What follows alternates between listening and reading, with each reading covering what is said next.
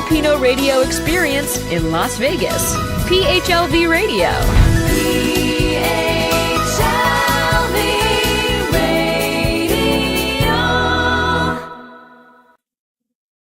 Hello, good evening, everybody. It's Saturday night. If you're watching us in California or in Pacific, it's 10:05 p.m.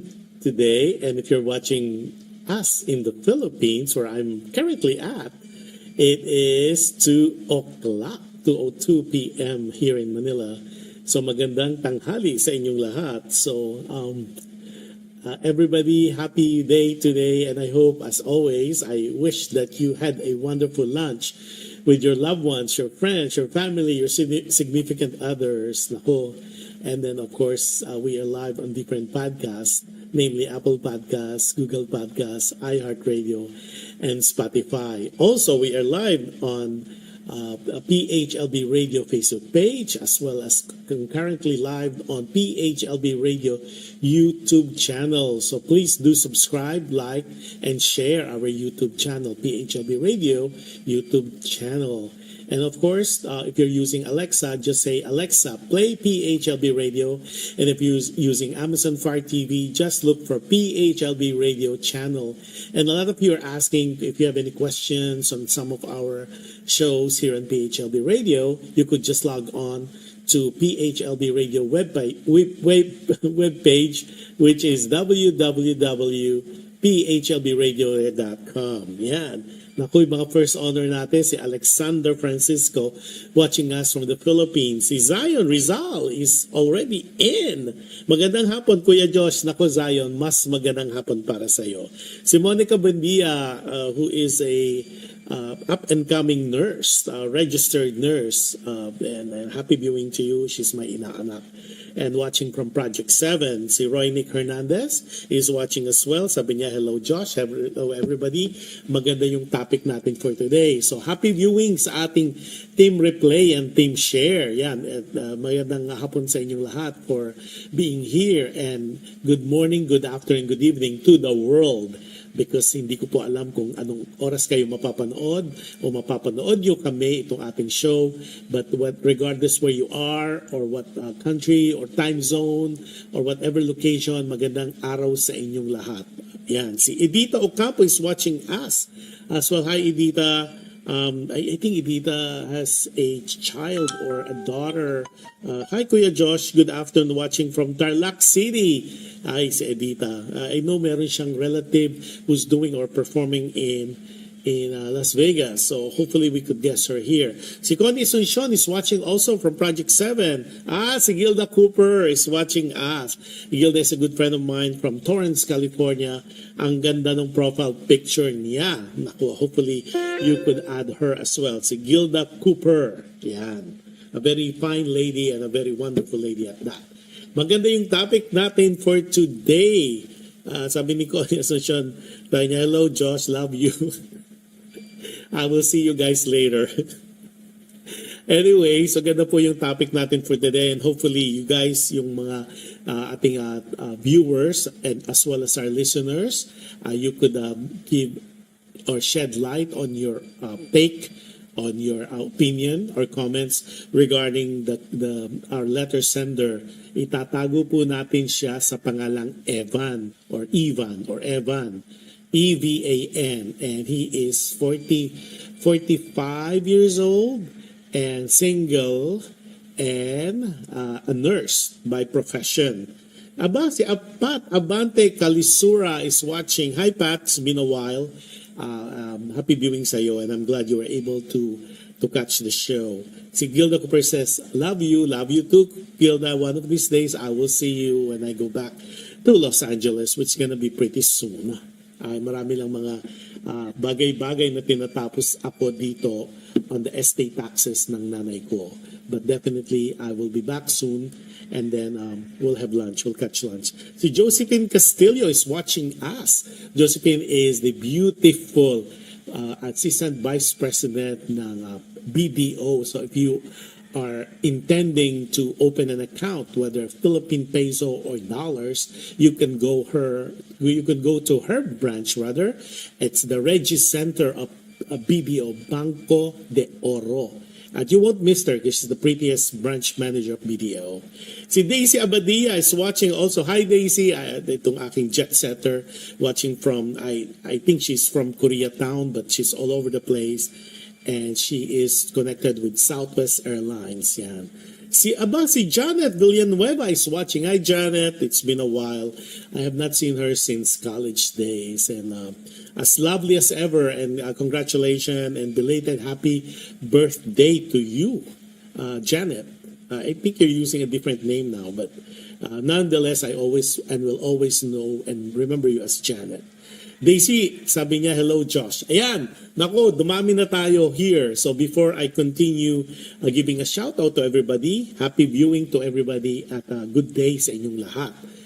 I need all your help. Ang ganda po ng ating episode for today. It's Sana Maulit Muli. Ang ganda ng title, parang song composed by Gary Valenciano and lyrics by, of course, the lovely wife, Angeli Valenciano. And a little trivia of that song, I was just told and I learned, Sana Maulit Muli originally was in English. And then, of course, it was a song composed specifically for I don't know if you remember si Julie Vega, yung mga mata ni Angelita, who passed away. So people said mysteriously, but she passed away and at a very, very young age. So then Gary, out of her kind heart, composed a song but dedicated to Julie Vega. And then, of course, he made a promise to the family. It's in English. He made a promise to the family that he will never make money off it. And it's going to be between him and also the family of Julie Vega. However, of course, time passed and they were looking for a song, an instrumental song. And, of course, then Angeli, the lovely wife of Gary, said, why not use not the lyrics, but the melody of that particular song, which according to Gary, he already forgotten about it. And then but of course, as we all know, Gary is not really versed in the Tagalog language or Filipino language. So Angeli lovingly volunteered that if she could take a crack on writing the lyrics for that melody, and the rest is history, and that's where Sana Maulit Muli came about. Yan, a little trivia for everybody. Tapos si Ems Dams is watching, si Ernie is watching as well. Happy viewing sa iyo. And sa iyong lovely wife na si Hilda na may, I think she's back already. But nonetheless, so a little trivia do sa Sana Maulit Muli. At least we already know that was originally an English song. But Angeli wrote the lyrics for Sana Maulit Muli. And the rest is history. It's been interpreted by different singers. And of course, it has this wonderful melody and a wonderful lyrics. Sana Maulit Muli. And that's the topic that's the episode title for today. So ito na, we'll start na. So yung mga nahuli, I'll just do a synopsis on that. Okay, let's see. Let me open my, here we go. Sana Maulit Muli, episode for today. Sabi niya, Dear Kuya Jush, isang mapagpalang araw sa iyo, sa mga listeners at mga viewers. Isang pasasalamat sa iyo at sa PHLB Radio for having a show na Dear Kuya Jush. Naku, maraming salamat din naman. I consider this show a blessing.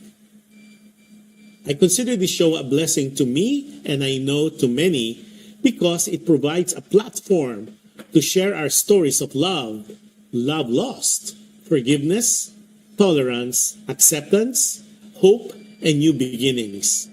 Thank you, PHLB Radio and Kuya Jush. Naku, thank you talaga rin,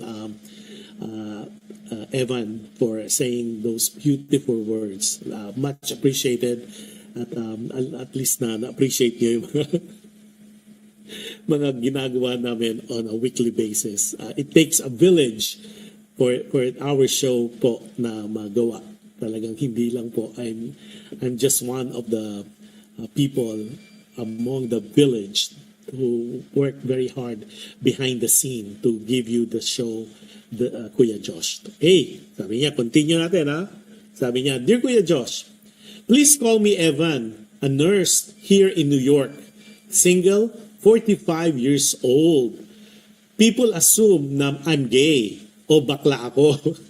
Dahil at this age, I am still single at wala silang alam na naging girlfriend ko. What they do not know is my story. I decided to share this story to your show now to celebrate the love of my life, si Clara. So sabi niya, I decided to share this story to your show now to celebrate the love of my life, si Clara. Kuya Josh, here is my story that I hope would give some sort of lessons to the viewers and listeners. Mahirap lang kami tulad ng nakakarami. I grew up in an environment where dog eat dog world. You need to be street smart if you want to survive. Like many, namulat ako sa mundo na I had to work at a very young age to survive. Nagtinda kami ng kung ano-ano sa palengke na most of the time ay mga tanim namin sa aming bakuran. Kababata ko si Clara. Tulad ko, galing din siya sa mahirap na pamilya. Kahit hirap sa buhay sa aming young age, maaga kami nangarap na darating ang araw na giginhawa rin kami sa aming buhay. Mahirap man kami, pero we know we need to study hard. Kasi para sa aming mahihirap, edukasyon ang solusyon para makaahon sa kahirapan. Kahit mga bata pa kami, Kuya Josh, alam na namin na kami ay para sa isa't isa. Katawa nga balikan ang mga alaala ng kahapon. Sabay kaming nangarap na darating ang araw ng kasaganahan. Sa tulong ng mga tao sa aming bayan, nakatapos kami ng aming pag-aaral sa elementarya. Pagdating ng high school at college, pareho naman kaming scholar ng bayan. Napakabait ng Diyos, Kuya Diyos. Hindi namin namalayan na ang pangarap naming makaahon sa kahirapan ay unti-unting naming nakakamit. Sa aming pagtitiyaga at walang humpay na pagdarasal, nakatapos kami ng nursing. All throughout this journey, Kuya, we were together. Pareho naming binuo ang aming mga pangarap. We both decided to help our families first before we get married.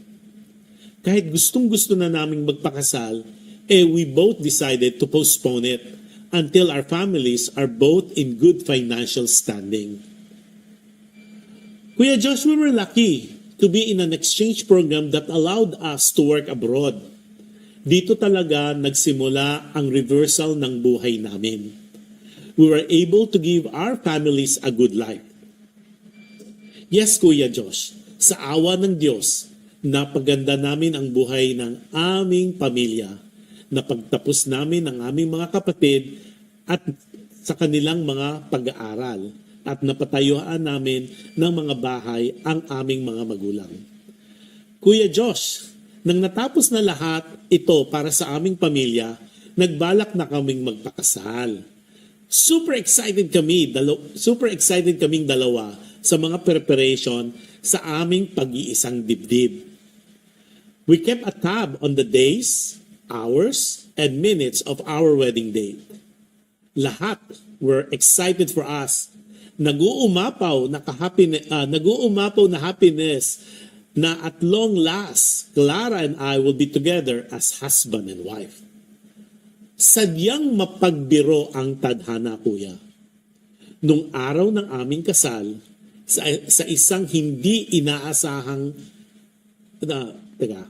nung araw ng aming kasal, sa hindi inaasahan, ay naaksidente ang sinasakyan ni Clara papuntang simbahan.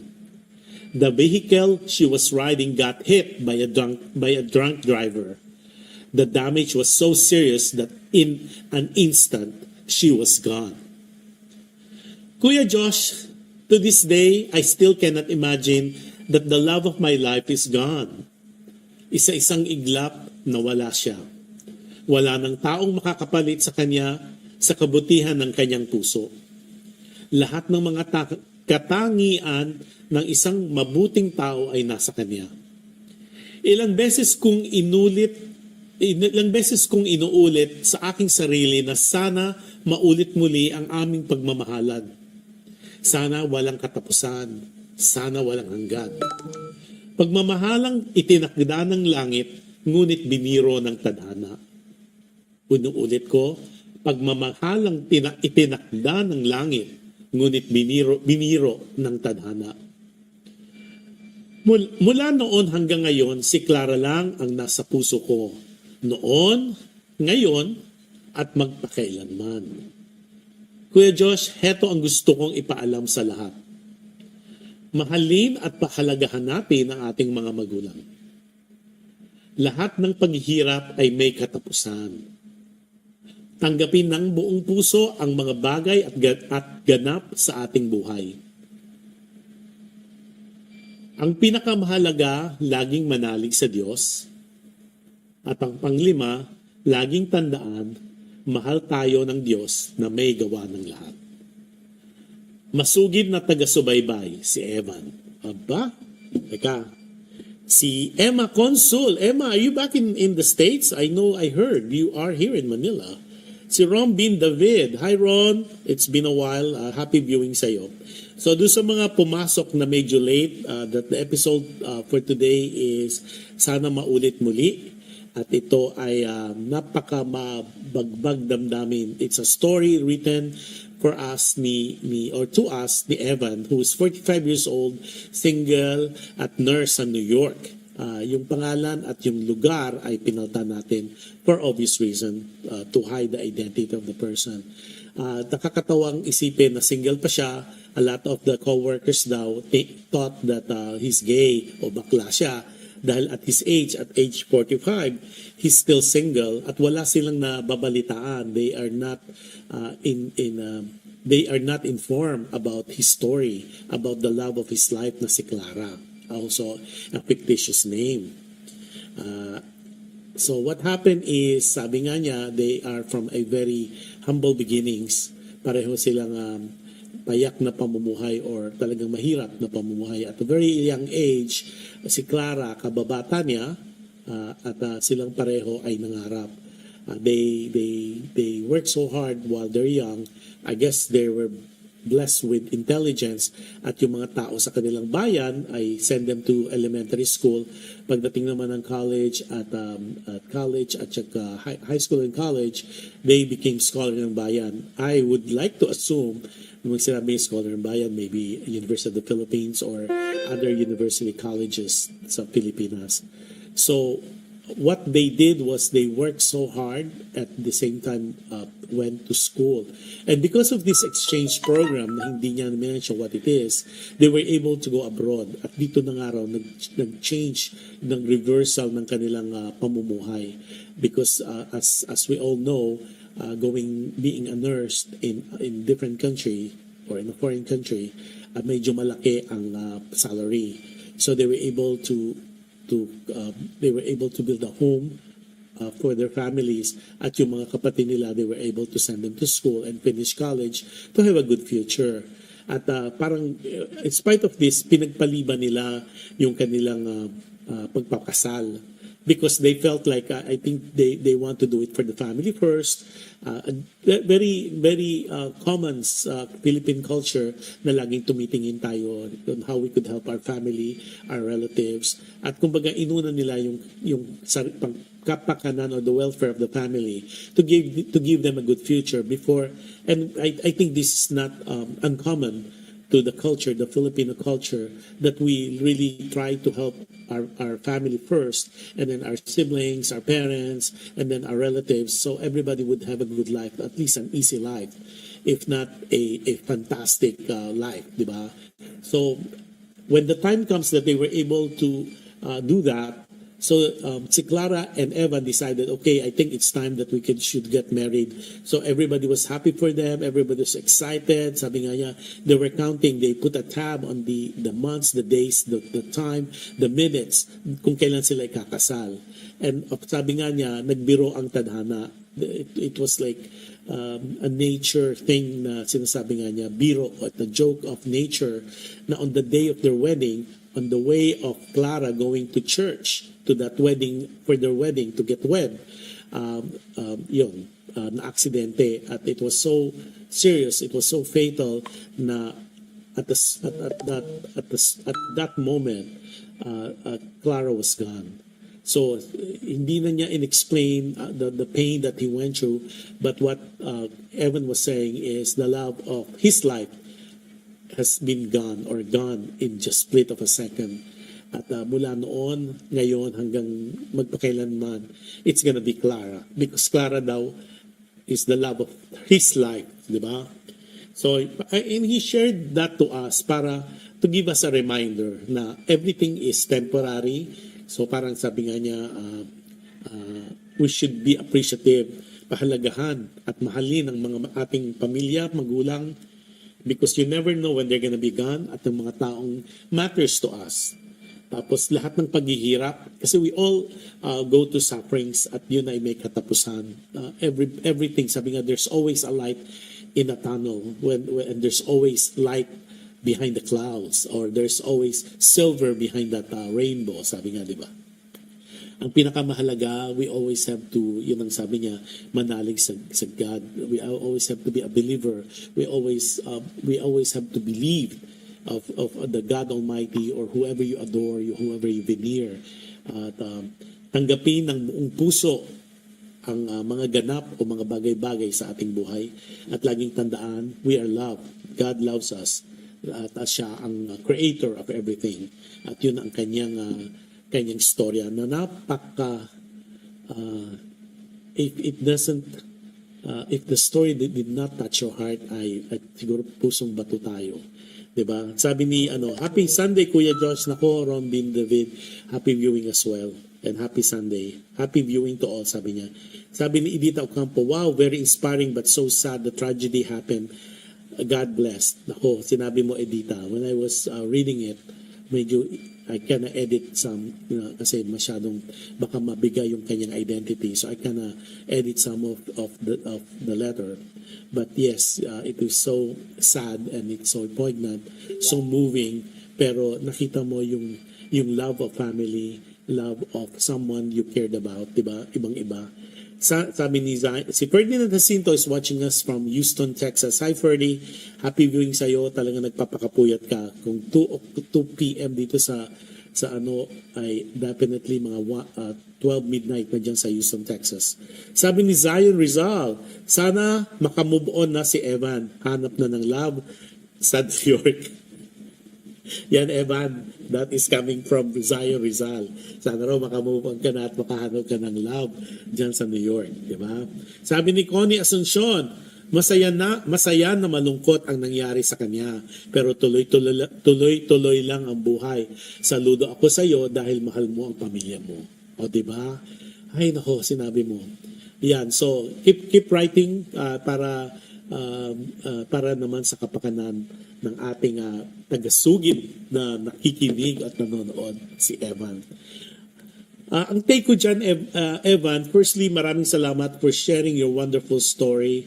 The funny thing is, like, when, di ba, parang it has been like, not naman a practice, but for some reason, if you're single and you're of age, nasa about 40s ka na, people always this tendency, I think it's common sa culture, the Philippine culture, na parang they always think na either you're gay or kung babae ka, you're lesbian.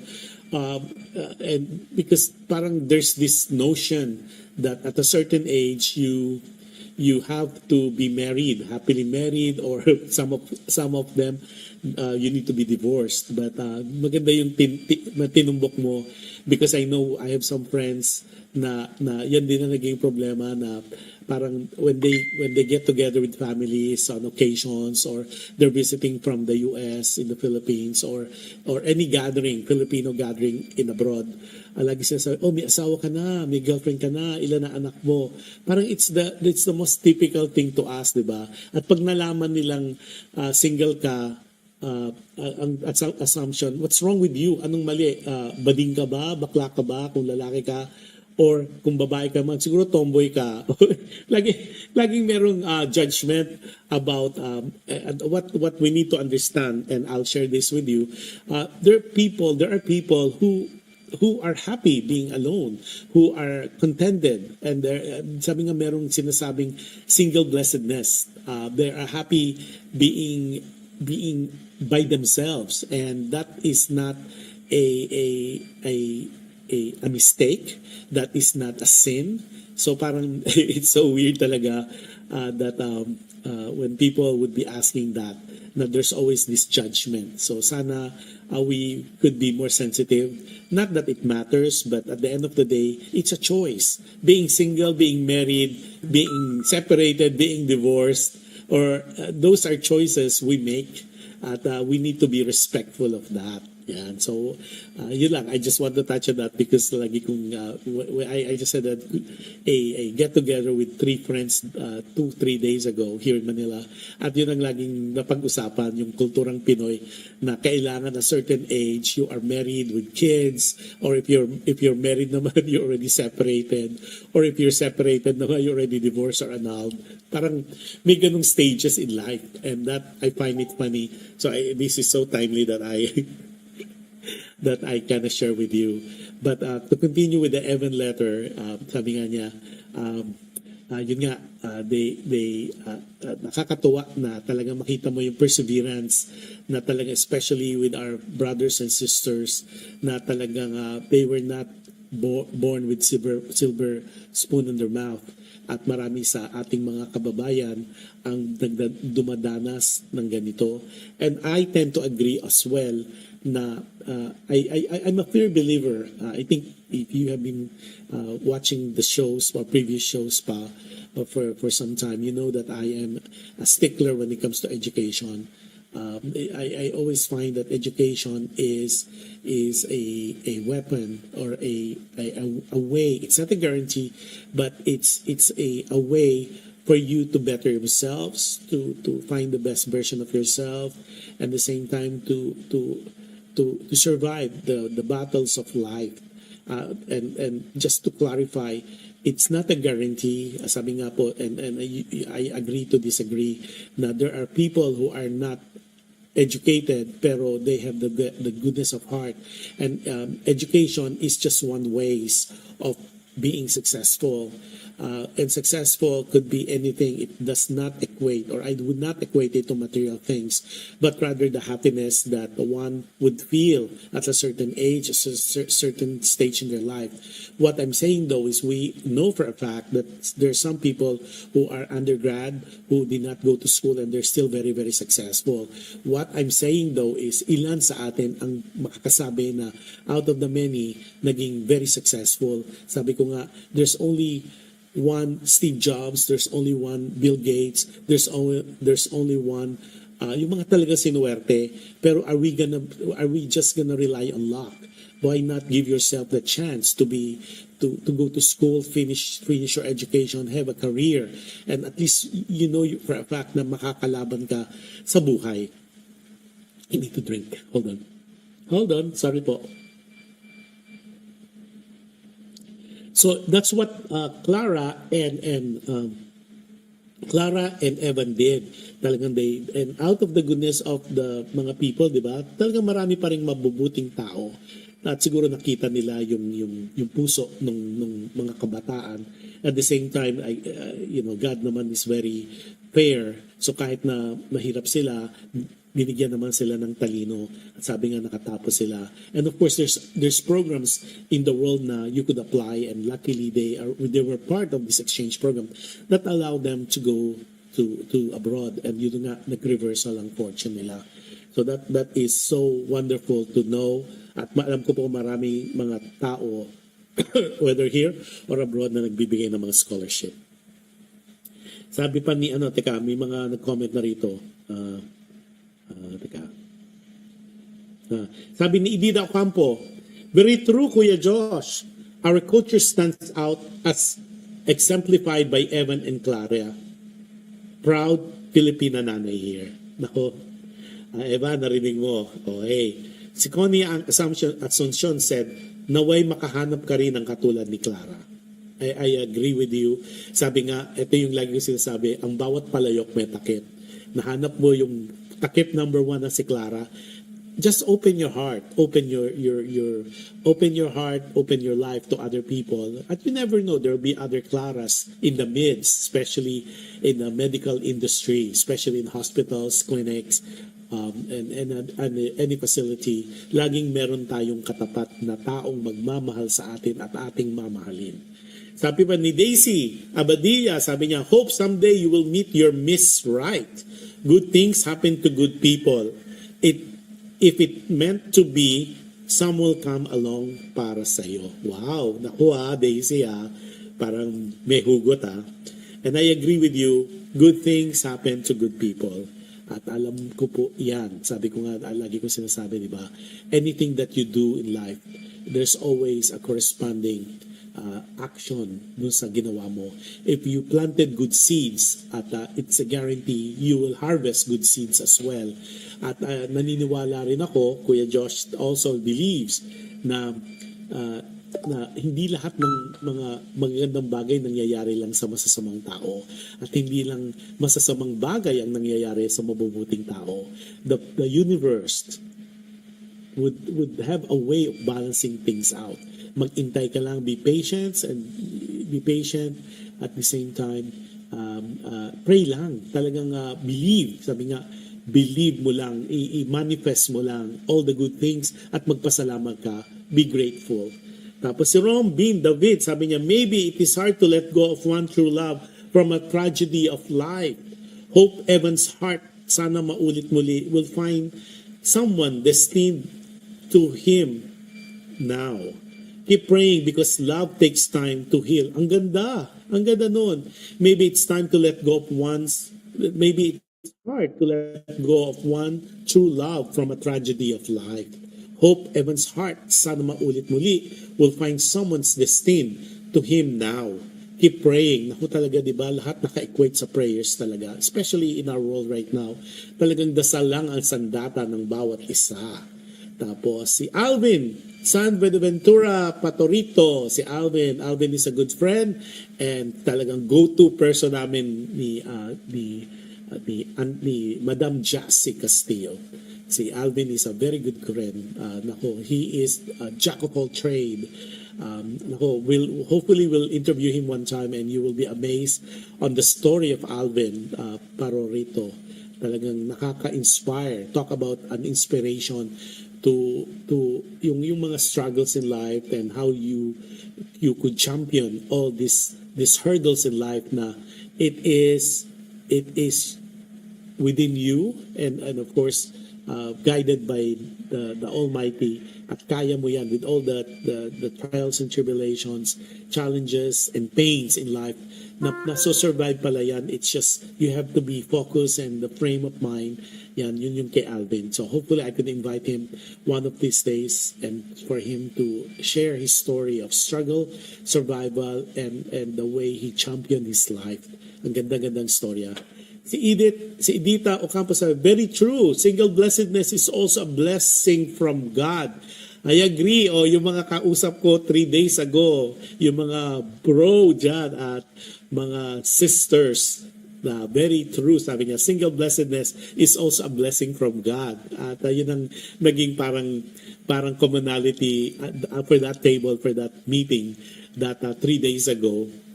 Yun ang naging single blessedness is a blessing from God. So thank you for saying that as well. Okay, teka, nawala yung iba. Tapos, teka, nawala. Ayan.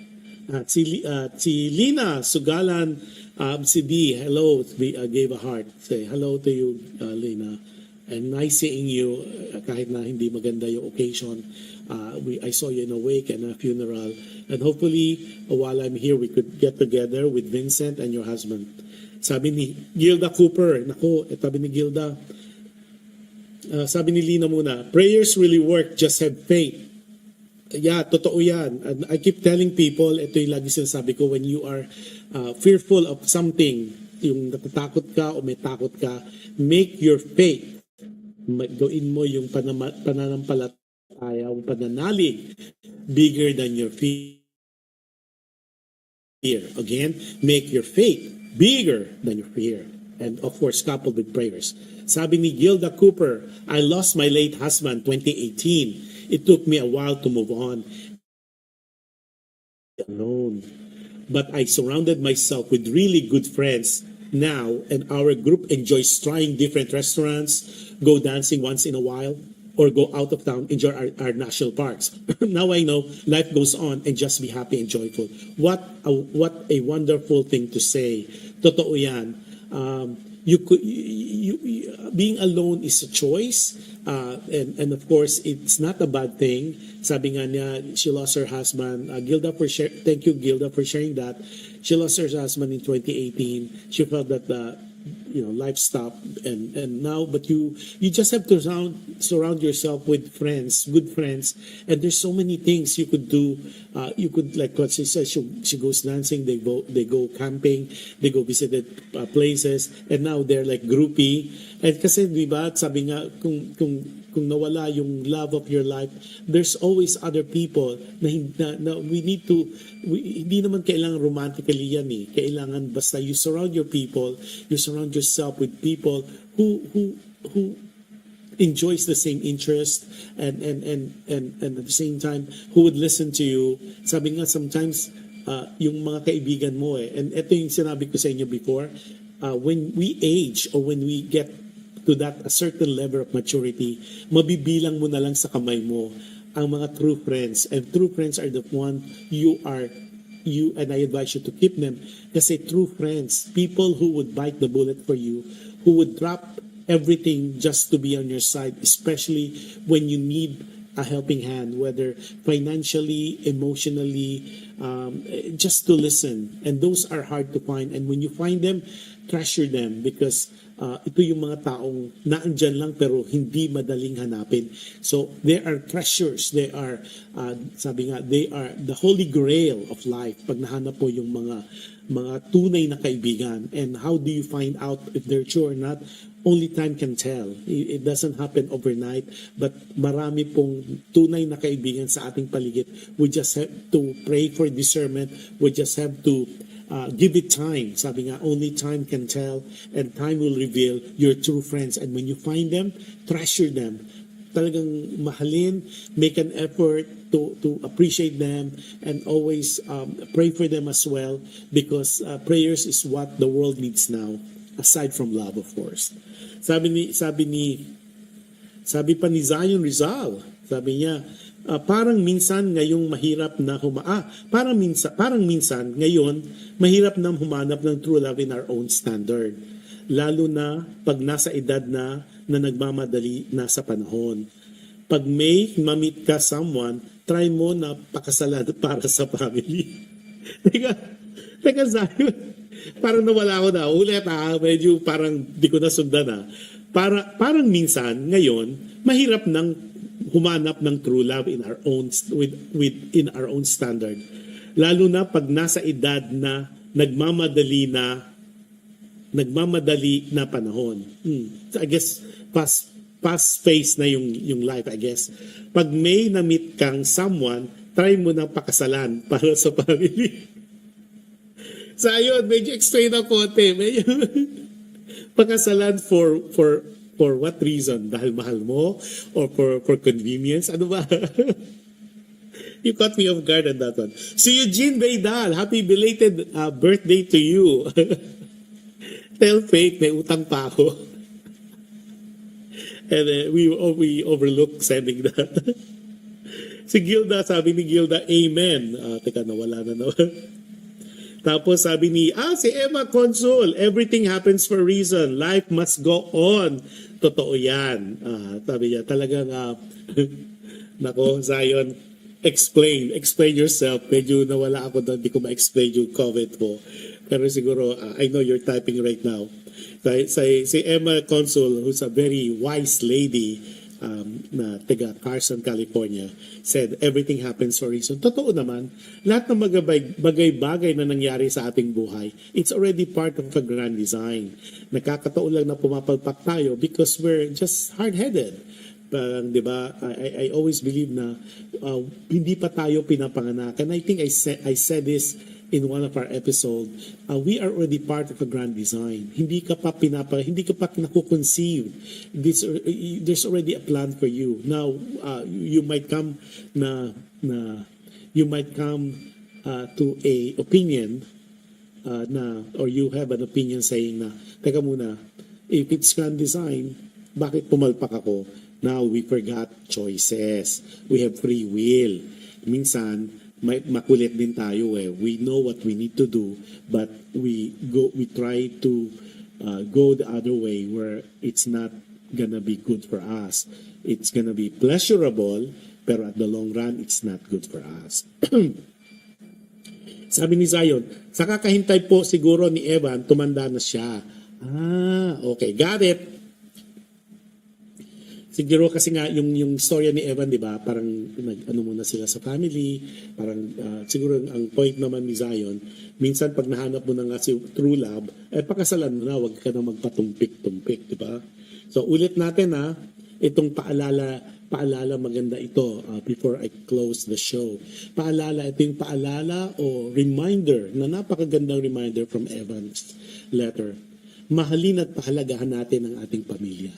Diba? Family is forever. Family is love. I know there are some families na nagkakagulo at nag-aaway-away. Ay, nako, be unbothered. Huwag ninyo nang bigyang oras pa yung mga ganyan, mga petty things. Just pray for the people who hurt you, ikala na pag family member, that they come to their senses. And eventually they would. Huwag mo na lang stressin yung sarili mo. Kasi sometimes when you're stressed, lagi it will come up pa in your body. It will release a certain chemical na magkakasakit ka. It's not worth it. Eventually, you just have to know that family is love, family is forever. Yung pamilyang binigay sa atin, wala tayong magagawa dyan, kundi accept mo, tolerate mo to a certain point, okay, to a certain level. At minsan talaga, kumbaga, kahit bigas, inaano yan, pagpuno ng salop, you cannot put them in their place. And that's my take on that.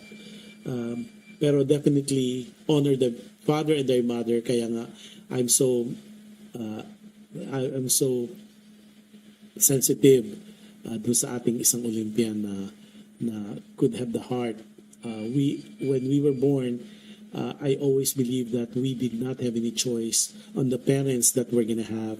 But always remember, they too did not have any choice of having us. So parang patas lang. Now the question is, it's a question of character. Now that you have money, that you are blessed with things, learn to share. Hindi lang sa isang tao, but pamilya muna.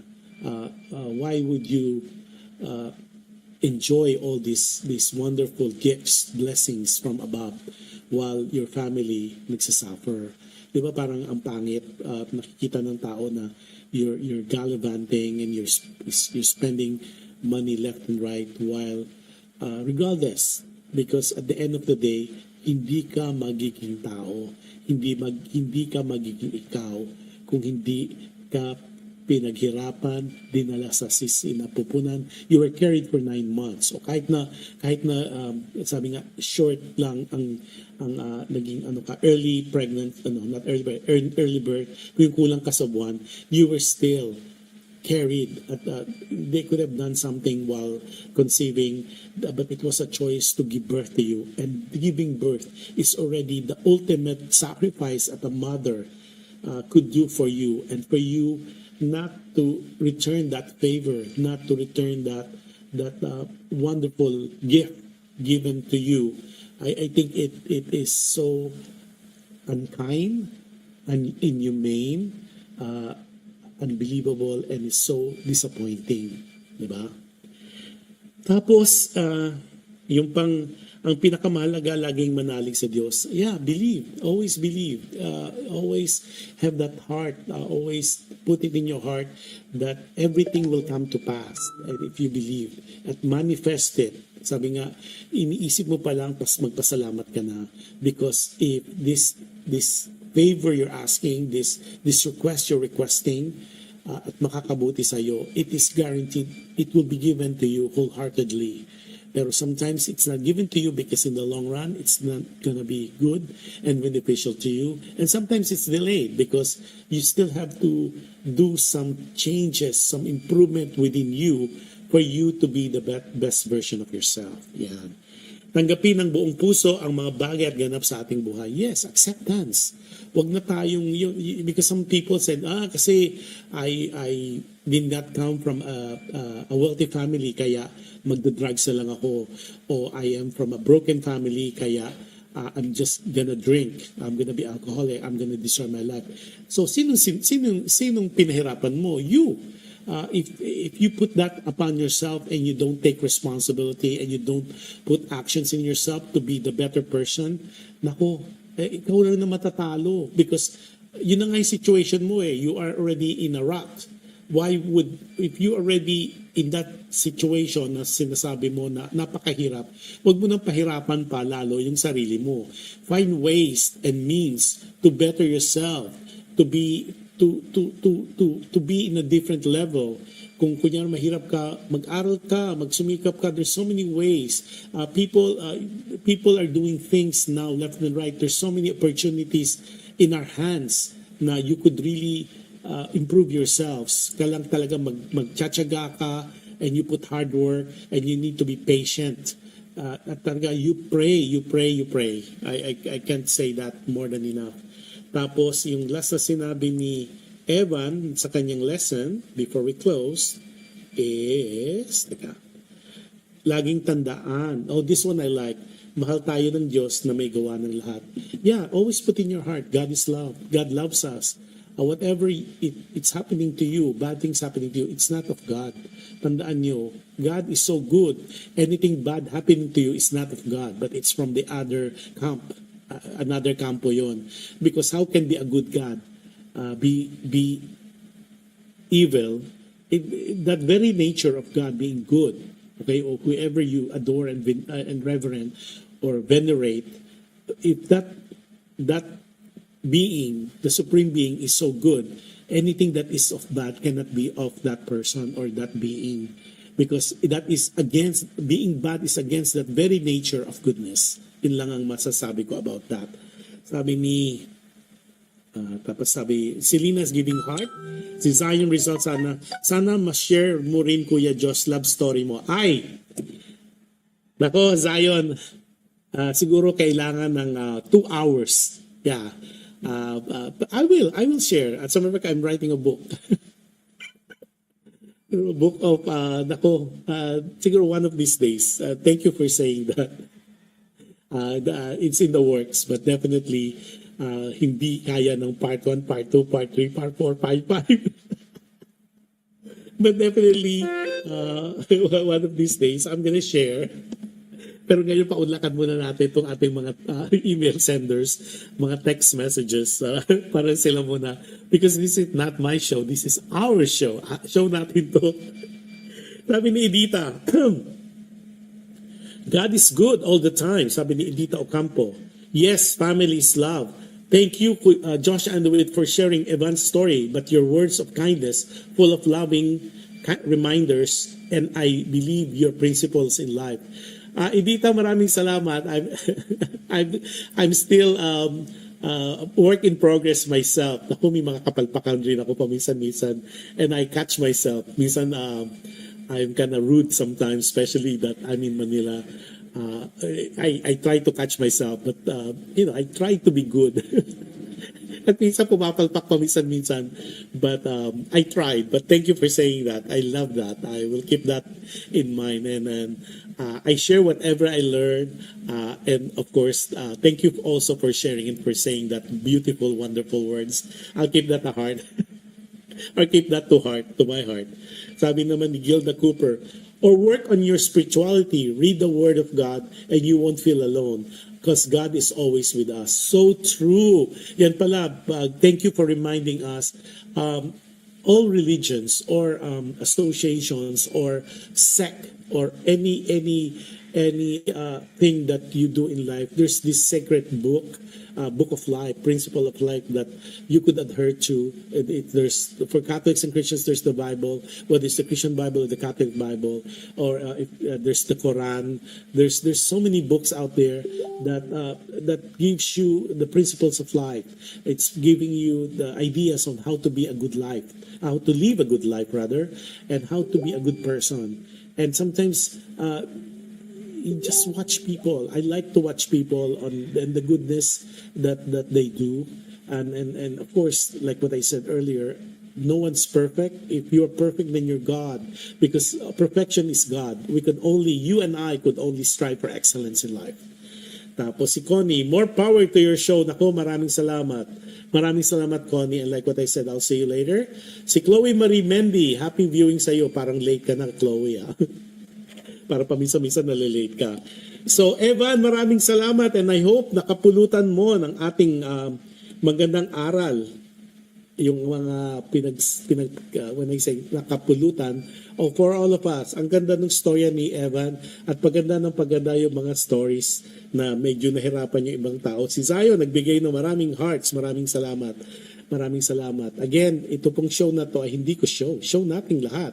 Because lahat kayo na nagko-comment. Si Zion Rizal, si Connie Azuncion, si Edita Ocampo, si Gilda Cooper, tapos sila Roy Nick Hernandez, at yung mga nahihiya dyan.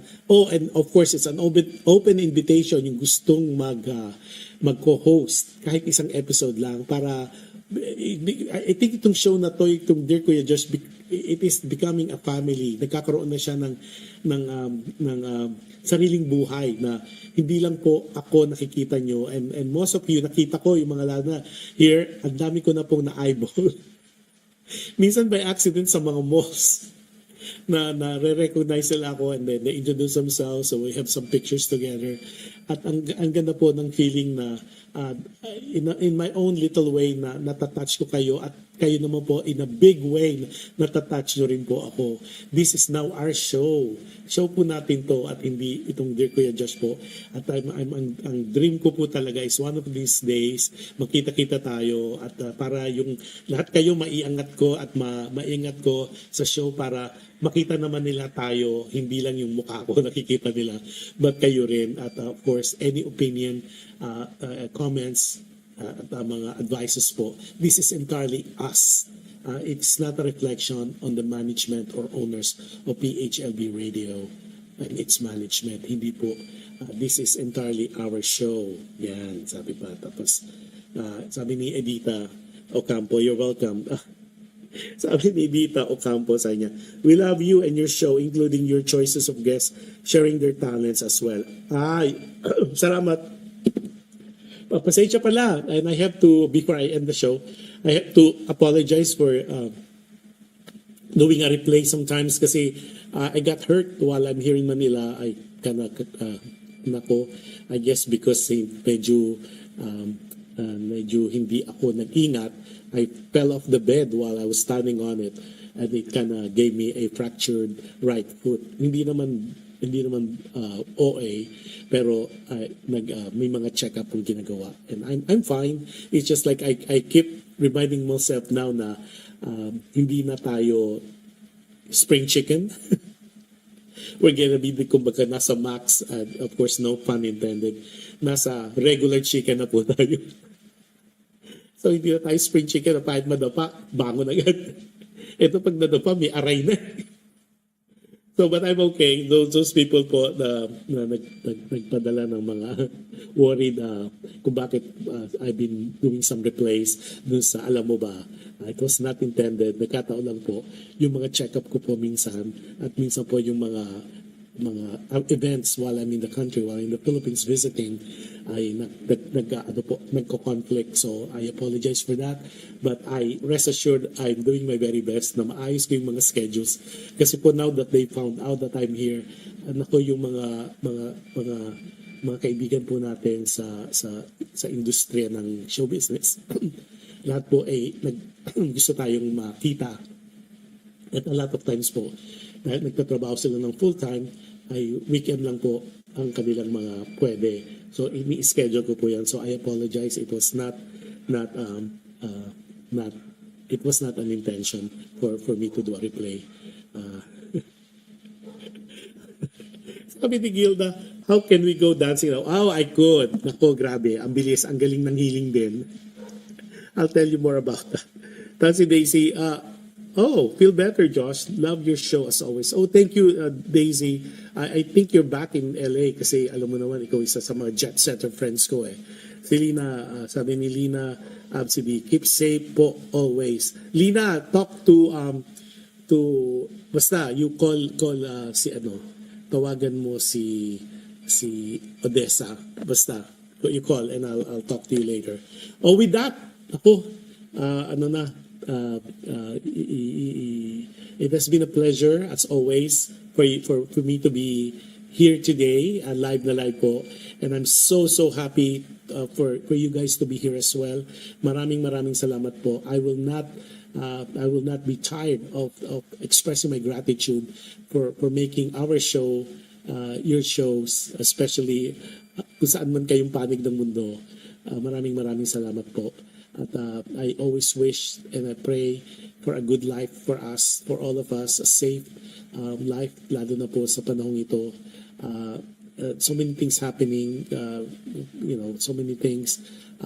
Doon naman po sa mga abroad, especially in this holiday season, ito na naman yung mga panahon ng loneliness.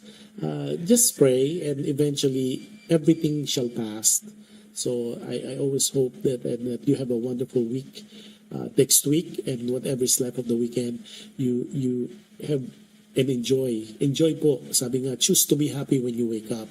And with that, ang aking pong advice and always reminder every time I close my shows, maraming salamat again to everybody. Hindi ko na po kayo isa-isahin para hiwala akong ma-miss, pero maraming salamat po for sharing the shows and for always being here kahit anong time zone po kayo. Maraming salamat.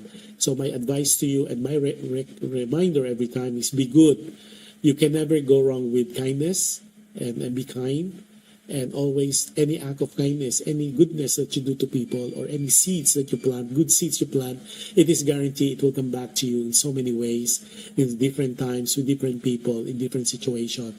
And with that, maraming salamat po uli, at God bless us all. Maraming salamat. I'll see you next Friday for alam mo ba with maganda po yung natin, yung churches na pinuntahan ko, especially yung mga gustong mag-travel sa Philippines. We're covering po the beautiful churches, 16th century and 17th century churches na functional pa po. It will be our alam mo ba. So kung gusto niyo makakita ng magandang simbahan na functional pa in the beautiful region of Bicol, nako, this is a show you should not miss, and there'll be announcement page for that, and there's some guests po na mga artists po na gusto mag-guest sa show natin. Maraming salamat, at ini-schedule ko pa kayo isa't isa. And again, open po for people who wants to co-host this show at any time po. You are more than welcome. Mag-text lang po kayo sa akin, and I'll definitely open the show for you to this show. Yan. And with that, maraming salamat po. God bless us all, and have fun, you guys, and choose to be happy. Love. Bye-bye, everybody.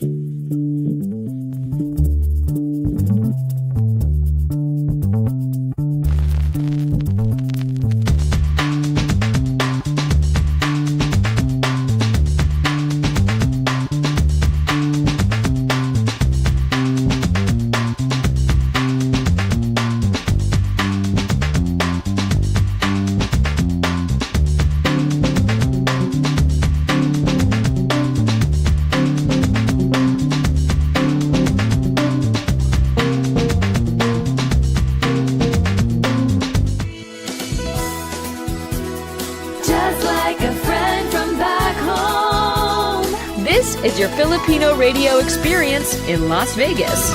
PHLV Radio.